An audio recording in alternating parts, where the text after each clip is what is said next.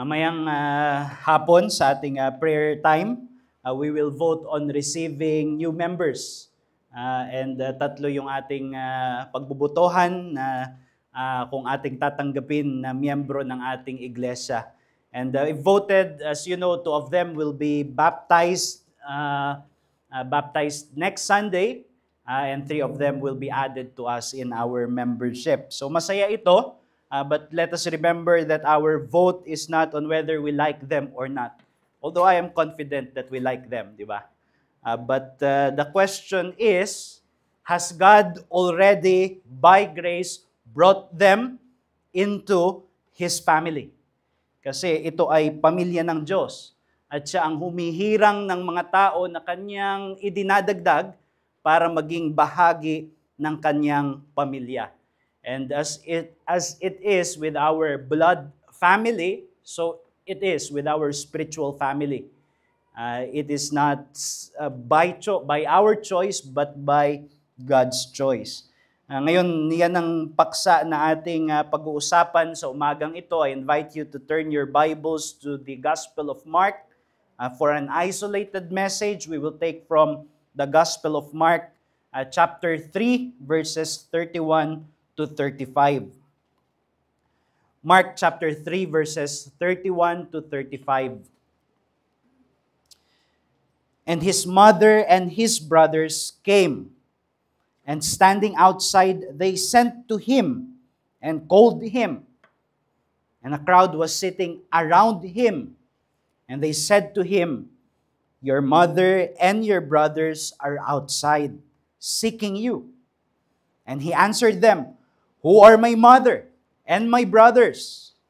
And looking about at those who sat around him, he said, Here are my mother and my brothers. For whoever does the will of God, he is my brother and sister and mother. This is the word of God. Let us seek the Lord's help as we meditate on these things. Let us pray. Our Father in heaven, we thank you that we had been brought into your household by the work of our elder brother, the Lord Jesus Christ. And we pray that as we continue reflecting on this theme, that you would grant to us the spirit of truth and the spirit of illumination in order that we may greater appreciate this blessing of your grace. We ask in Jesus' name. Amen. Itong ating binasa, this takes place during the early stages of the Lord's earthly ministry. Ang nangyayari dito ay kumakalat na yung kanyang pangalan because of his public ministry of itinerant gospel preaching. Nangangaral siya sa mga lugar ng ebanghelyo ng kaharian ng Diyos. And together with that, ay gumagawa siya ng mga paghihimala at marami ang mga gumagaling as a result of his miraculous healings and miraculous work. And precisely also because of that, his ministry has begun to draw widespread attention. Ibig sabihin, marami na yung nakakakilala sa kanya at meron na siyang mga tagasunod. Some have started, beyond the 12, some already have started following him. Kung saan man siya pumupunta, sila ay naglalakbay din upang makapakinig ng kanyang mga pagtuturo tungkol sa kaharian ng Diyos.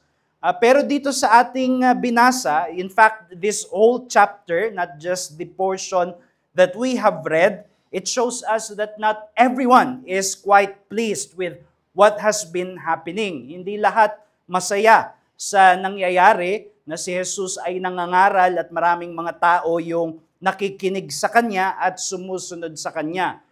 We all know, of course, of the jealous Jewish leaders, yung mga kinikilala nila yung sarili nila na sila yung pinuno, yung religious leaders ng mga Hudyo. At because of Jesus, dahil sa kanya na sumusunod yung mga tao sa kanyang pagtuturo, their religious authority and influence seem to be threatened. Parang nagkakaroon ng banta doon sa kanilang impluwensya sa mga tao, sa kanilang pagtuturo ng mga bagay pang relihiyon. And not only that, in this chapter we also find Jesus' family. Yung pamilya mismo ni Jesus, yung kanyang native family, yung kanyang earthly family.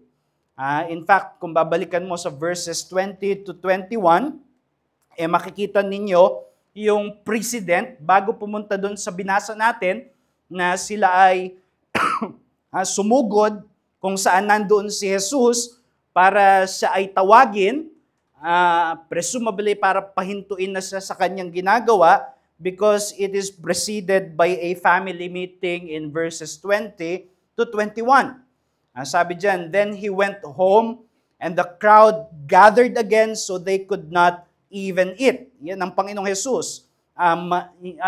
Palagi siyang sinusundan ng crowd in order to hear his preaching of the gospel and his teaching about the kingdom of God, to the point that he could not even eat anymore. Nakakapag-skip na siya ng meals because of the busyness and noise of his public ministry. And then pagdating sa verse 21, sabi diyan, and when his family heard it, they went out to seize him, for they were saying, he is out of his mind.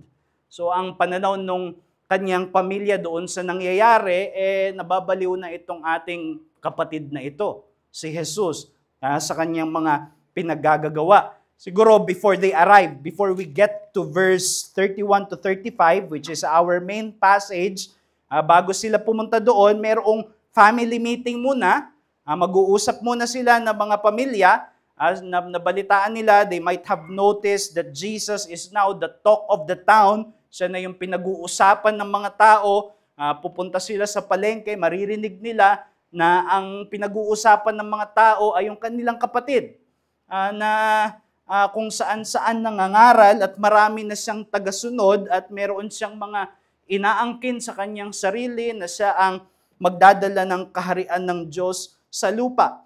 And they must have been saying, well, we can't let him go on with this religious delusion. Kailangan natin siyang pigilan. Kailangan na hindi magpatuloy yung kabaliwan na ito. He is just a trouble that is waiting to happen. So let's go to him. Pigilan natin siya. Please excuse. They likely had concerns over his well-being.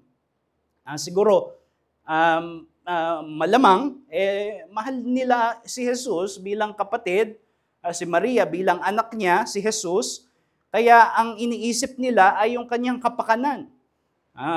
Dahil sa busyness ng kanyang ministeryo at sa dami ng kanyang tagasunod, hindi na siya kumakain o marami na siyang napapalagpas na gutom, kaya dapat ito na yung panahon para pigilan siya sa kanyang ginagawa. Pero meron siguro mga mixture doon ng selfish motive. Yung pamilya sa panahon ng biblical times, they share a family business and a common purse kung saan lahat sila dapat ay nag-aambag doon. Ganong ka-tight-knit yung pamilya during biblical times. And they may have already grown impatient and frustrated about Jesus' absence from the family business. Wala na siyang ambag sa pamilyang ito. Kailangan ambagan. Or perhaps they are also minding the family reputation. Hindi na sila makalabas sa palengke na hindi sila tinatanong ng mga tao, ano ba nangyayari dyan sa kapatid nyo? Ano bang ginagawa niya? Tignan ninyo, nagkakalat ng gulo. And so, that is what happened. Pagkatapos ng pag-uusap na yon sa verse 21, merong nakapagitna na pangyayari tungkol doon sa mga Jewish leaders, pero bumalik sa verse 31. So nag-travel sila para puntahan si Jesus, and when they finally arrived, they sent a runner to Jesus. Sabi doon, nakita nila yung crowd, pero hindi sila sumama doon sa crowd, Nagpadala sila ng isang tao na bubulong kay Jesus to interrupt him from his ministry and in order to inform him of their presence. Nandito yung pamilya mo. But our Lord, rather than being distracted, He used it as an opportunity. And an opportunity to teach a profound truth about the kingdom of God. And that is what we have in the statements of Jesus in the passage that we have read.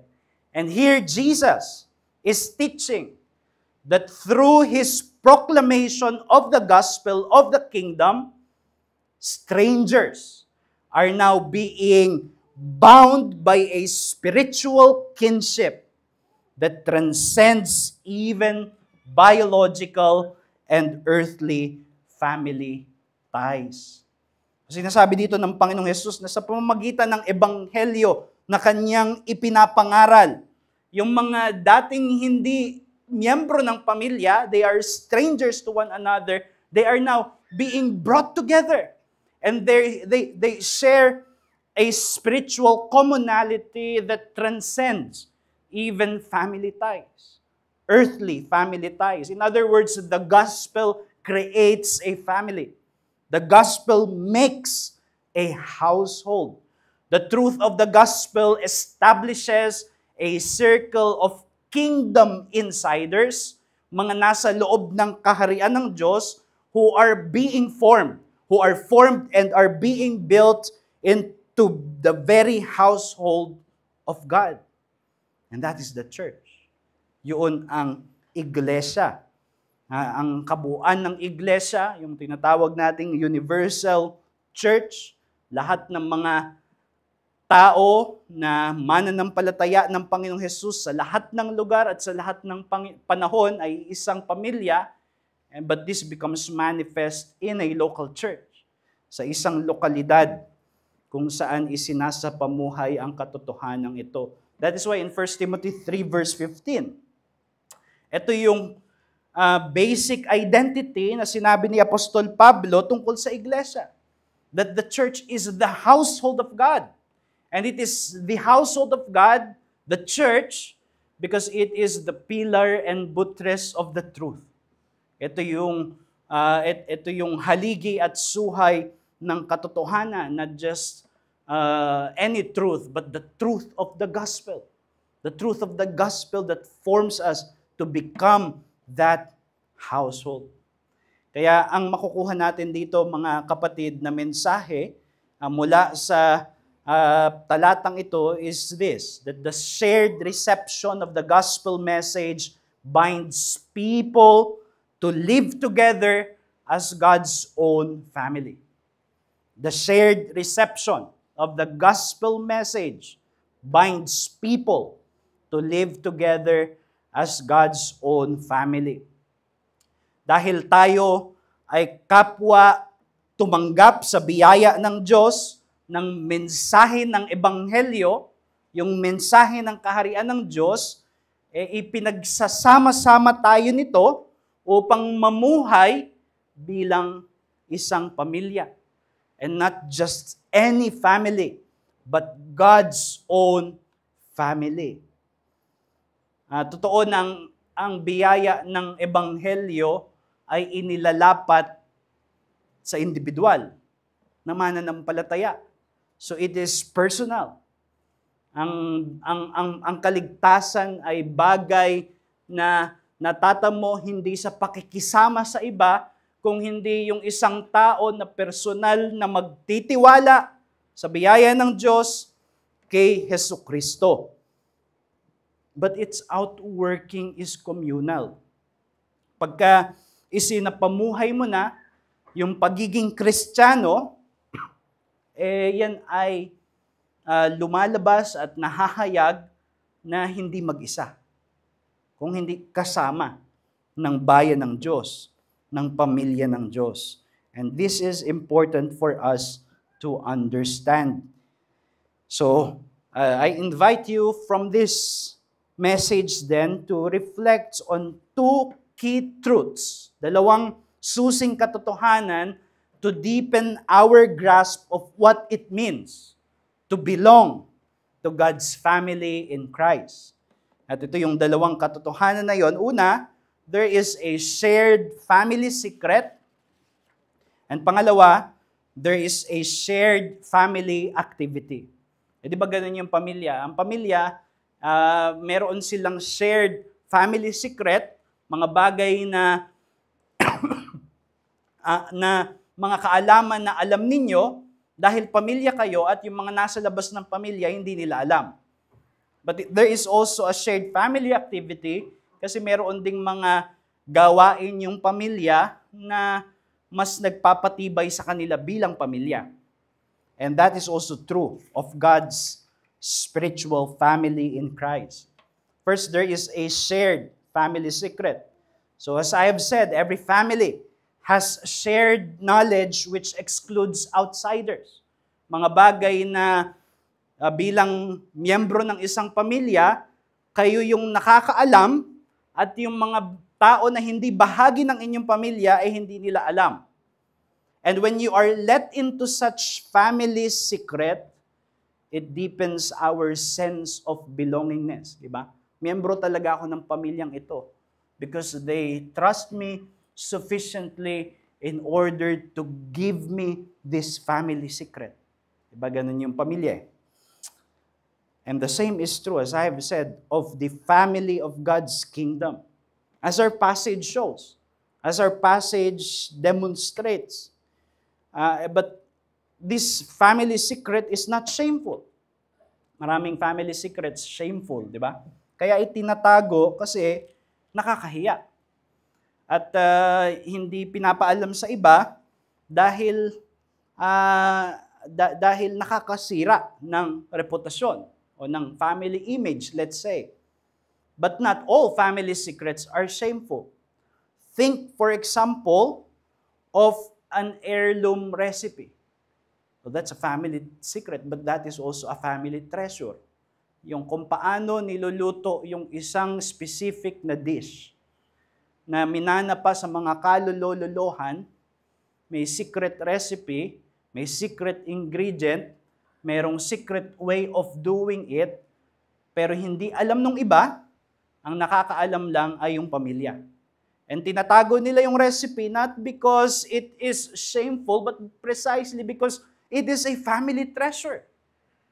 So there are secrets that are actually treasures. It is being passed from one generation to the next, not because it is shameful, but because they want to preserve it as something that is special. Special kasi. Well, ganun din makikita natin dito sa passage natin. Yung passage na binasa natin, it actually serves as the conclusion to a larger section.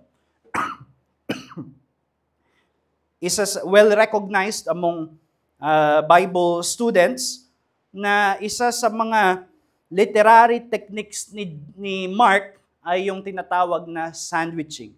Sandwich. So, huwag kayong magutom. Ibang sandwich yung tinutukoy natin dito. Ito yung ipinapalaman yung isang episode doon sa isa pang episode. So, you have 2 episodes, but one episode is sandwiched in between the first part and the second part of another episode. At yan yung nangyari doon sa ating passage. Ipinapakita dito na as our Lord presses on to His kingdom mission of proclaiming the gospel of the kingdom, may mga tao na nananatili sa labas. They remain on the outside. They are outsiders while others are being called to belong para maging bahagi. So just take a look with me. I look at verses 13 to 19. What is that about? It's about the 12 apostles. Ito yung tinatawag na inner circle ng Panginoong Jesus. The insiders among the insiders. Yung mga nasa loob ng pagtuturo ng Panginoong Hesus. This is His inner circle. Tumawag siya ng 12 mga alagad. Tumawag siya ng 12 mga alagad upang sila ay sumama kay Jesus, mapakinggan yung mga pagtuturo niya, in order that one day they would also be sent out for their commission to preach the same gospel that they received from the Lord Jesus Christ. So these are His insiders. And then after yung verses 13 to 19, you come to verse 20 to 21, which is part of the section of the 12 disciples. Kung titignan ninyo dyan sa ESV, pagdating sa 20 to 21, although there are these 12 disciples who are part of Jesus' inner circle, yung kanyang mismong sariling pamilya, nasa labas sila. Hindi nila naiintindihan. Hindi sila yung belong doon sa makakatanggap ng pagtuturo ni Jesus tungkol sa ebanghelyo at tungkol sa kaharian ng Diyos. Tawag nga sa because they were outsiders, ang natatanaw lang nila kay Jesus nababaliw na siya. He's out of his mind, sabi nila. And then you come to verses 22 to 23. You see, the 12 disciples are on the inner, and then you have the family of Jesus on the outside, thinking that Jesus is just a lunatic. And then when you come to verses 22 to 30, you have the Jewish leaders. The family of Jesus is only slightly better. Sabi nila, etong si Jesus, kapatid namin, nababaliw na. Sabi ng mga Jewish leaders, etong si Jesus, sinasaniban ng demonyo. Ayan yung verses 22 to 30. So these are outside. Although they are interested spectators kung anong nangyayari kay Jesus, interested in a negative way, in an opposing way, pero hindi talaga nila naiintindihan na si Jesus, ang dinadala niya, yung kaharian ng Diyos dito sa lupa. And therefore, what they see in Jesus is not just a lunatic, but a demon-possessed. Sinasaniban ng demonyo, di ba? Sabi nila diyan sa verse 22, and the scribes who came from Jerusalem were saying, He is possessed by Beelzebul, and by the prince of demons, He cast out the demons. Hindi nila tinatanggi na si Jesus ay nakakapagpalayas ng masamang espiritu. Sinasabi lang nila, nagagawa niya yon kasi tinutulungan siya ng pinaka-prinsipe ng mga demonyo. So you have insiders, and then a couple of outsiders, and then Jesus, Mark concludes this chapter with this episode of Jesus teaching about who are on the inside and who are on the outside. So nung lumapit sila sa Panginoong Jesus, pinakita ni Jesus clearly who is in and who is out. And it is the crowd. Tumingin si Jesus, di ba, sabi dun sa passage natin, tinignan niya yung mga nakapaligid sa Kanya, whose eyes are attentive because they are seeking to hear further teaching about the kingdom of God. And Jesus looks at them. And Jesus said, Here are my brothers and sisters and my mother. Sinasabi ni Jesus, ito ang aking pamilya. Dahil ito ang pamilya ng kaharian ng Diyos. Hindi niya sinasabi na baliwala yung kanyang physical na pamilya, pero sinasabi niya na mayroong mas mataas na pamilya. At yun ay ang pamilya ng kaharian ng Diyos. That is what we have here in verse 31 to 35.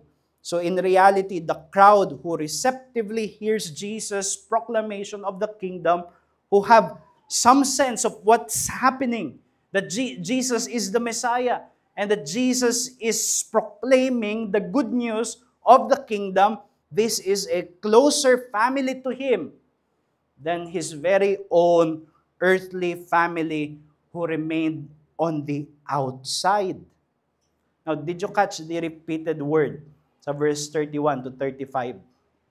Di ba sa Hebrew, pag may repetition, it is an emphasis. Yun ang literary technique ng Hebrew. Hebrew 31, sabi dyan, and his mother and his brothers came, and standing outside, they sent to him and called him. And a crowd was sitting around him, and they said to him, your mother and your brothers are outside seeking you. Now, I believe, and I will show you in a while why I believe so, it carries a double significance. They are literally, physically on the outside.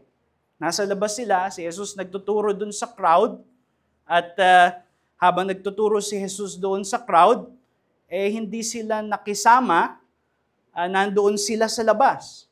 They maintained a clear break, showing before the world that although they are close, they are not on the inside. Physically, they are on the outside. But it also points to their spiritual condition. They are outsiders to the kingdom of God. And partly because that is the point of this chapter. May mga outsiders, may mga insiders sa kingdom of God. That is why this sin is followed immediately in the Gospel of Mark by Jesus teaching in parables. Diba yung parables? There is something that is cryptic there. It is so plain, but by being so plain, it also becomes so cryptic.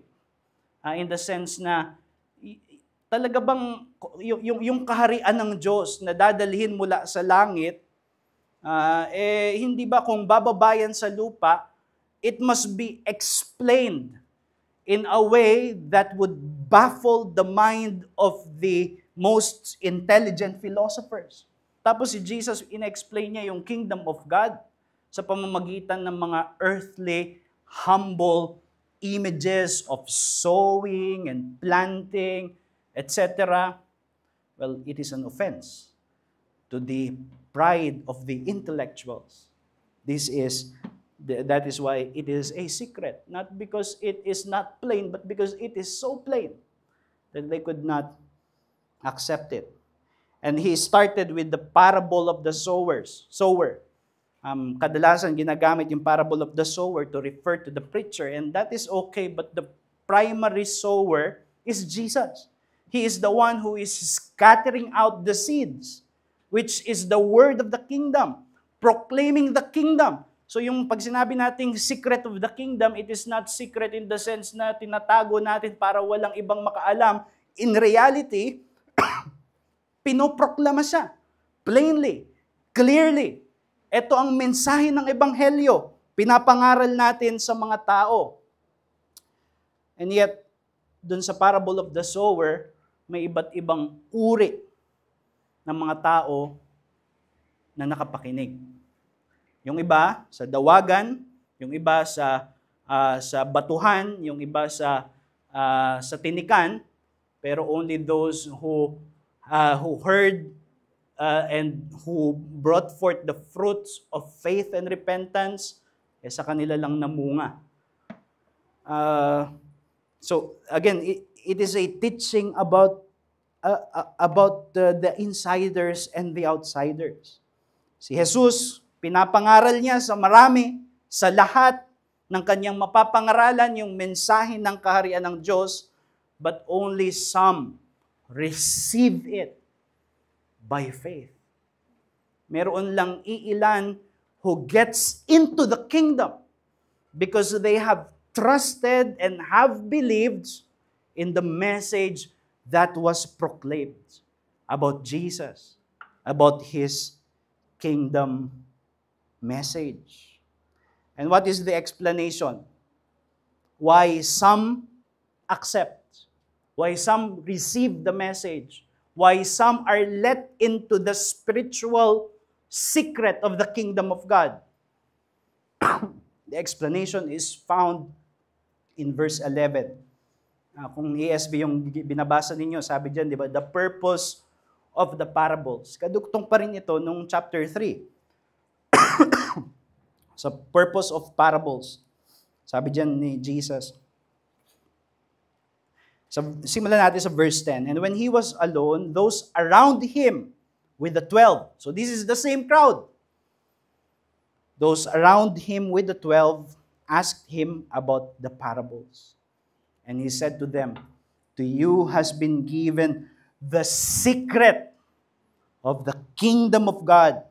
But for those outside, everything is in parables.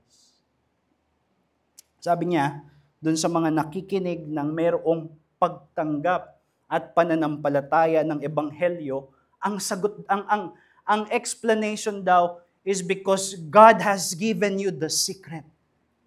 The secret of the kingdom. The secret that is not hidden, it is proclaimed publicly, but God grants illumination to their minds and hearts in order to believe, in order to see, and enter the kingdom of God, just as John chapter 3 says, verse 3. Those who are born again, they are the ones who can see and enter the kingdom of heaven.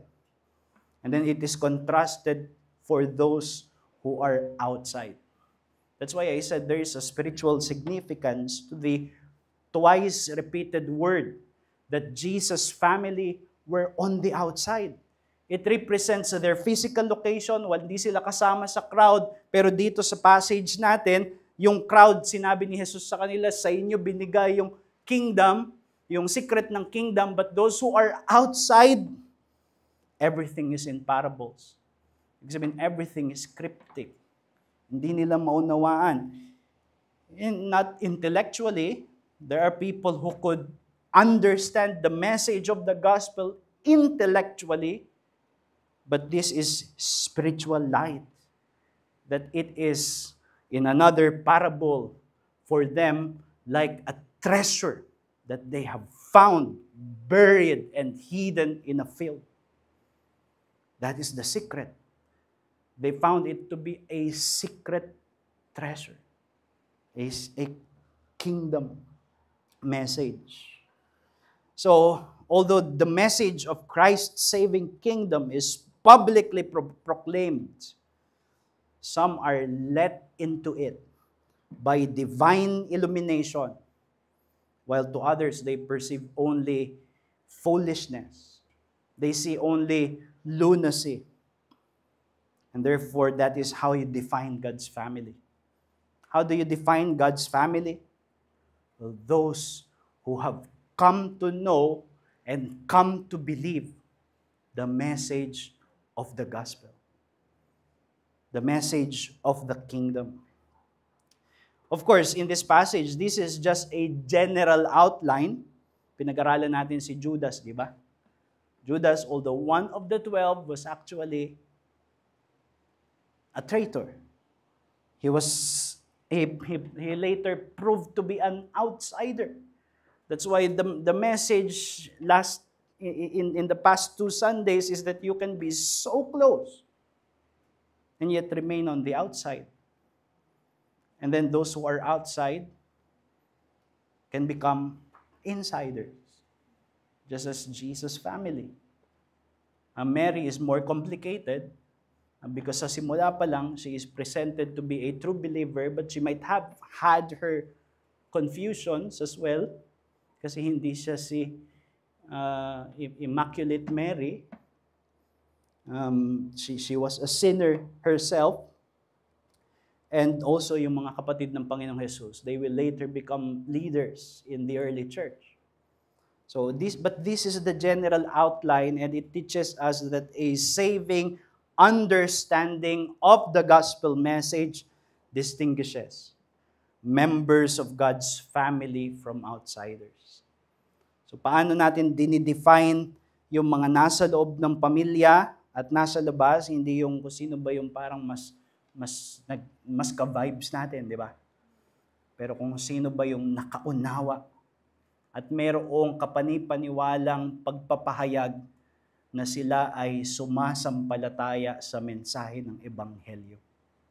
And that is how God's family is defined. So what is this truth? What is the gospel truth? Well, yun yung katotohanan na yung anak ng Diyos ay bumaba dito sa mundo, nagpakita sa mga tao bilang isang tunay at perpektong taong walang kasalanan upang magdusa at mamatay sa krus ng Kalbaryo para sa ikapagpapatawad ng mga kasalanan at upang bumangon muli para ilipat ang mga makasalanan mula sa kadiliman tungo sa kaharian at pamilya ng Diyos. That is the message of the gospel. And brethren, this is the most precious truth in the world. This is the most precious truth in the world, and it lives within a spiritual family on earth, not just as a dry confession in paper, but in our faith and life bilang mga iniligtas ng Panginoong Hesus sa iglesia. Kaya yung mga outsiders, they see the gospel only as foolishness or madness. Kahangalan, anong klaseng mensahe yan? Pinakong tagapagligtas, or some even would think it as madness. But we who have come to believe, we perceive in this message the very power of God unto salvation. That's why Paul says, di ba, in 1 Corinthians 1 verse 21, and you can turn your Bibles there, 1 Corinthians 1 verse 21, and the following verses, sinabi doon ni Apostol Pablo, "For since in the wisdom of God, the world did not know God through wisdom, it pleased God through the folly, the foolishness of what we preach to save those who believe. For Jews demand signs, and Greeks seek wisdom, but we preach Christ crucified, a stumbling block to the Jews and folly to the Gentiles. But to those who are called, both Jews and Greeks, Christ is the power of God and the wisdom of God." Sinasabi ni Apostol Pablo na ipinangaral niya si Jesus. Si Jesus na ipinako. Pinako para sa ikapagpapatawad ng mga makasalanan. At para sa mga Hudyo, they think that this is just madness. That this is an offense. How can that be? Ang pananaw nila, ang Diyos, ang kapangyarihan ng Diyos ay nakikita sa mga spectacular miracles like splitting of the Red Sea. And then you say that the culmination of the Lord's saving plan is in a crucified Messiah. And Paul says that is precisely what I am saying. And to the Greeks who want something more sophisticated, this is foolishness. But to those who are being saved, this is the power of God. This message saves us. Kaya yung Ebanghelyo, yung pundasyon ng isang church family. Ng church family. It is the gospel that formed us. It is the gospel that sustains us. And therefore, the gospel is our most prized family treasure. As the Reformers claimed against the insistence of Roman Catholicism that it is the church that created the gospel, they say, no, the church is the creator of the gospel. The church is the creator of the word. And therefore, it is our treasure. We are the pillar and the buttress of the truth of the gospel. That's why God may bless a church with a beautiful building. And dapat yun ipagpasalamat, a healthy bank account, or other many useful things. But nothing must ever replace rather the centrality of the gospel in defining who we are. as the household of God. Yung isang heirloom recipe, sinasabi ko kanina, pinamanang pagkain mula sa mga kalululuhan, pwede yung i-examine ng mga outsiders on a technical basis. Yung pag niluto mo yung recipe at tinikman nila, sasabihin nila, parang on a technical level, kulang ng ganito, o hindi ganito yung tamang balance, o hindi ganyan, o hindi ganito. Hindi ganito ayon doon sa mga culinary experts. So on a technical basis, they can examine it. But they can never have the experience that the family tastes in that food. Pag kinakain nila yun, naalala nila yung luto ni Lord. Naalala nila yung experience kapag niluluto yun ng nanay nila at sama-sama sila sa kapag. And it is a special day to feed on that meal because it is a family recipe. And it is secret, not because they will not let them in deliberately, but because only those who have acquired that family taste can relish it the same way that they do. And the same is true of the gospel. Others may examine it technically, others may be attracted, others may oppose it, but for us who have come to be saved by that gospel, we taste in their life itself. That's why the challenge is for us to pursue deep fellowship in the gospel, which binds us to live as a family that God has made us to be. Kapag lumalalim tayo sa Ebanghelyo, mas lumalalim din yung pagkaunawa natin at pagkakilala natin ng ating pagiging pamilya. Isang pamilya ng Diyos. So, we must not treat the church like it is a social club that we attend. Pare-parehas na mga interest, kaya gusto ko sa church. Or sometimes even just a service to consume. Kaya minsan yung mga churches na nasa mall, di ba? Parang ganun na yung nagiging tingin natin. Just like you go to the salon, yung next stop is the church. But it's not a service to consume. The gospel formed a deeper bond than this. Because Christ, by His grace, has brought us into His family, we are now called to live like one. Dapat na mamuhay tayo bilang pamilya. Sa yung writer to the Hebrews 2 verse 11, sinabi doon that si Jesus, in sanctifying His people to become the children of God, it means that Jesus is not ashamed to call them brother. Hindi doon nahihiya si Jesus na tawagin tayo ng mga iniligtas niya. Kapatid. Although He is the divine Son of God, He came into this world in order to save and deliver us, and then call us my family, my brothers. That is what we have in our passage. Jesus looks around. Jesus looks at the faces. Merong mga gwapo, merong mga mas gwapo. Pero lahat, sinabi niya, here are my mother and my brothers.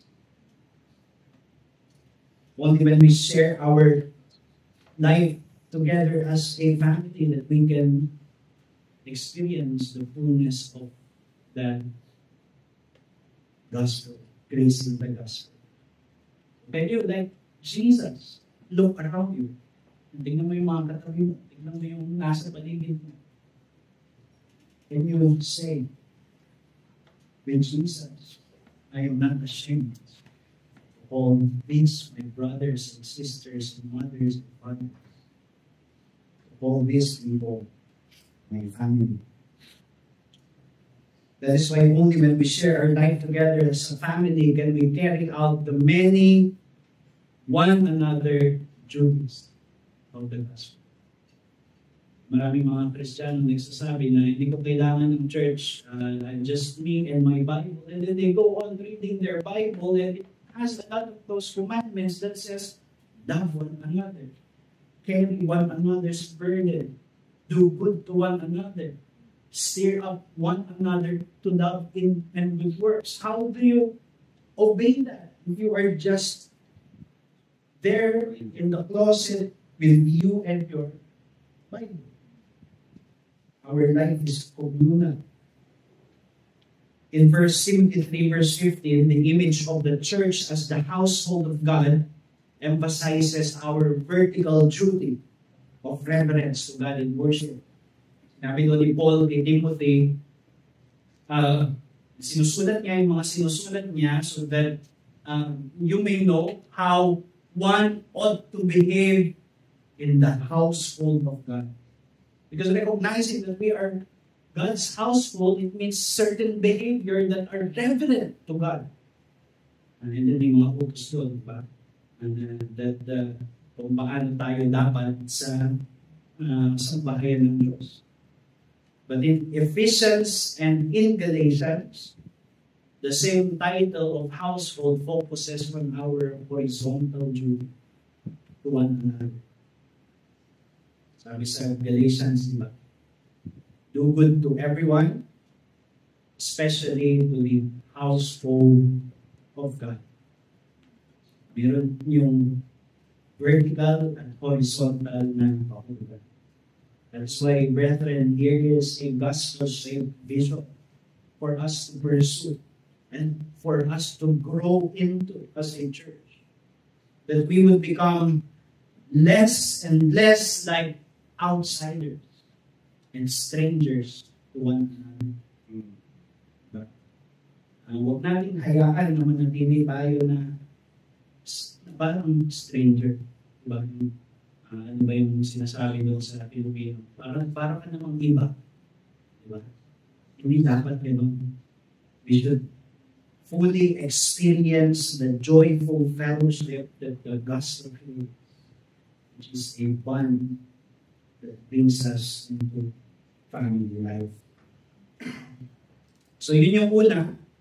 And then I remind you, of course, it is our duty that we ought to deepen and cultivate to each and every one. And also, mayroon tayong mga tatanggapin ng mga miyembro at pag sila ay tinanggap natin, we are also affirming that commitment.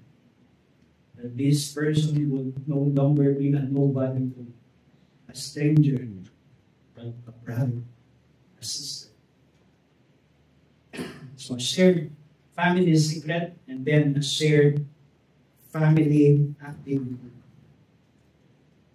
Just as every family shares its own secrets, so too does every family engages in regular activities that bind them regularly. Ba yung mga pamilya, mayroon silang, at least ideally, yung regular na ginagawa together in order to strengthen and deepen their bond as a family. It could be as simple as a movie night or a game night or even the regular meal times. Kung saan sama-sama kumakain yung isang pamilya. Meron din ganyan sa pamilya ng Diyos. And for the family of God, it is the gathering together in order to hear the Word of God and to obey it. That is our shared family activity. That is our shared business bilang pamilya ng Diyos. Dito sa passage natin, what sets Jesus' spiritual family apart from outsiders is that they were sitting around Him, listening to His teaching on the kingdom, presumably in order that they may live it out in their lives. The 12. Sila ay pinili ng Panginoong Jesus precisely in order to sit and be discipled by Him in order that they might be sent out to fulfill their commission in obedience to their Savior. That is also the crowd here. They gathered around the voice of Jesus. Nagtitipon sila ng nakapaligid. And it is very pictorial dito sa ating passage. Di ba? Verse 32, and a crowd was sitting around him. And this is Jesus. This is the crowd that Jesus addressed. And tinawag niyang, here are my mother and my brothers. That's why in verse 35, Jesus defines his true family. For whoever does the will of God, he is my brother and sister and mother. Hindi sinasabi na ito yung paraan para maging bahagi ng pamilya ng Diyos, obedience. Pero sinasabi na ito yung senyales na yung isang tao ay nasa kaharian ng Diyos, nasa pamilya ng Diyos. That he is now preoccupied in the business of listening to Jesus' voice in order that they may do the will of God. That is the same is true in Luke 8 verse 21, and it is expressed this way. My mother, and same parallel ito, sabi ni Luke 8 verse 21, my mother and my brothers are those who hear the word of God and do it. So it's like a sign. Sino ba yung tunay na pamilya ng Diyos? Well, ito yung external sign. Makikita mo sila na regularly gathering in order to hear the voice of their shepherd. The voice of Jesus Christ. That is how you know. That is how they are identified. This is their activity that sets them apart from the outsiders. Which teaches us that regularly gathering around the voice of Christ is the outward mark of the true household of God. Kaya nga yung mga reformers, they rejected the Bishop of Rome as the mark of the true church. Sa Rome kasi sabi nila, para masabi mo na ikaw ay tunay na iglesia, kailangan may apostolic succession. And they imagine that to be the Pope. Kasi galing siya kay Peter, tapos yung lahat ng mga Pope, galing sa isang opisina ni Pedro. No biblical basis for that. But what the reformers set in its place as the essential mark of the church is the preaching of the word. Where there is preaching, faithful gospel preaching, and there is a gathering, there is a community that regularly gathers in order to hear it receptively and obediently and faithfully, there you have a church. That's the essential. It is not the only thing that should mark the church, but it is the essential thing. Where there is no faithful preaching of the gospel, there you have lost the church. This is what birthed the church. The preaching of the gospel. And this is what sustains a church. The preaching of the gospel. So wherever there are people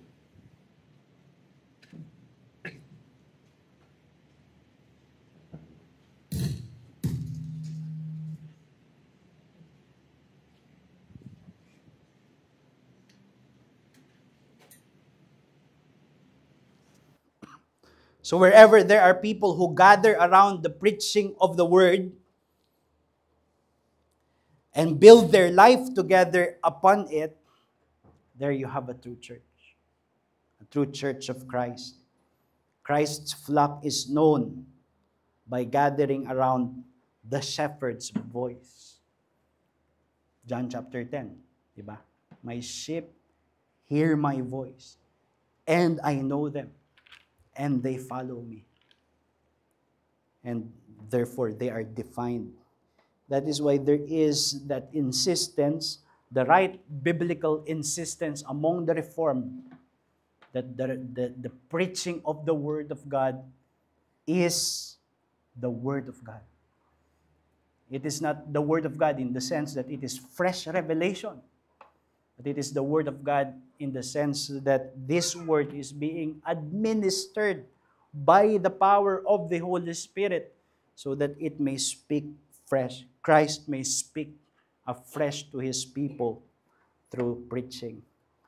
That is how our forebear defined the church. Si Benjamin Kitch, a prominent particular Baptist, he said that a church of Christ is a stated assembly, meaning it is a regular gathering, a committed gathering of Christians who give themselves up to the Lord and to one another, and who ordinarily meet together in one place for the public service and worship of God, among whom the Word of God and sacraments are duly administered according to Christ's institution. That is how the church is defined. It is where a people gathers together who are given to the Lord and are given to one another by mutual consent or covenant, and that they regularly sit under the preaching of the Word and the administration of the visible Word, the sacraments.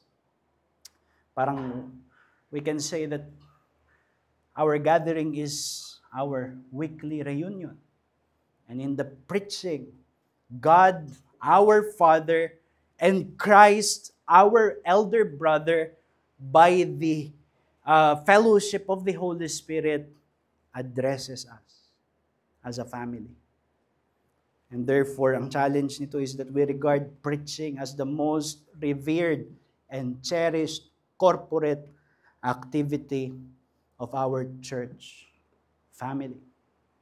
Ito yung pinaka dapat nating pahalagahan na sama-samang gawain natin bilang pamilya ng Diyos. And I am sure that you can listen to better sermons online.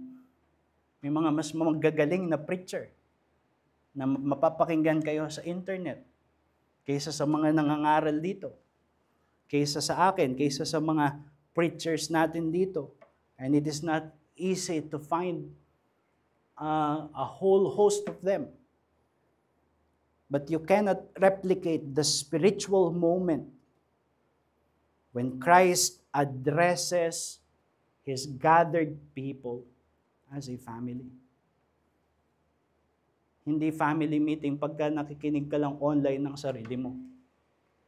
And yes, that is that has its own benefits. But this is a family activity. Therefore, as members of this church, let us not be weary of, but let us nurture delight in the preached word.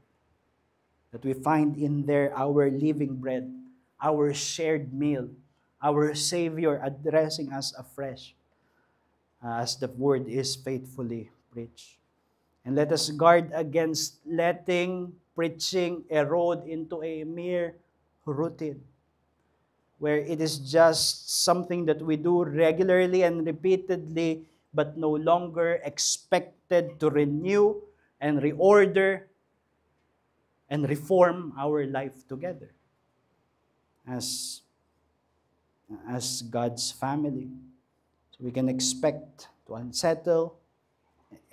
to unsettle, awaken, reshape, commend our life as a church. And it can happen even to Reformed churches, where everything is so stratified that Christ's voice is muted, as though there is no longer any expectation for the word to renew, to reorder, to reform, to refresh. And we must not, by God's grace, let it become so. So tayo ay batang iglesia, but as we grow older together, may it be our prayer that we would always find the Lord speaking to us afresh in the preaching of the word. Ngayon, para sa mga hindi pa mananampalataya na naririto, I hope this sermon makes it crystal clear to you na kung hindi ka pa yumayakap sa ebanghelyo, sa mensahe ni Jesus na tagapagligtas, ng merong tunay na pagsampalataya, tunay na pagtitiwala na si Jesus na ipinako ang iyong tagapagligtas para sa kapatawaran ng iyong kasalanan at para sa pag-asa ng buhay na walang hanggan mula sa kanyang muling pagkabuhay. If you have not received this gospel message, well, Jesus calls you an outsider to His kingdom. Ikaw ay tagalabas, wala sa loob ng kanyang kaharian. Even if you've been attending this church, kahit na lagi kang dumadalo, tignan ninyo yung passage. Jesus Himself was willing to call His own earthly, biological family as outsiders nung hindi pa sila sumasampalataya. Well, how much more ikaw na iisipin mo, baka ako naman kasi friendly naman ako sa pamilya ng Diyos, baka naman I'm counted in. Well, walang ganun. Ako naman ay nasa Kristiyanong pamilya, kahit hindi ako personally nagtitiwala kay Jesus bilang tagapagligtas, baka pasok na rin ako. Well, yung pamilya mismo ni Jesus sa lupa, hindi sila pasok automatically. And therefore, if you would desire to enter the kingdom of God, trust in Jesus. Believe in the gospel. Repent of your sins and embrace Jesus as Lord and Savior by the help of the Holy Spirit. This is the good news. You can enter His family even today. Walang bayad, walang requirement except that you trust in Jesus completely, fully, wholly. Believe in His gospel. So sana yan ay iyong gawin sa umagang ito. But for us, brethren, may we persevere to walk in the joy and also the duties of being God's precious family in Christ. Let us pray. Our dear, gracious God, we thank You for speaking to us these words.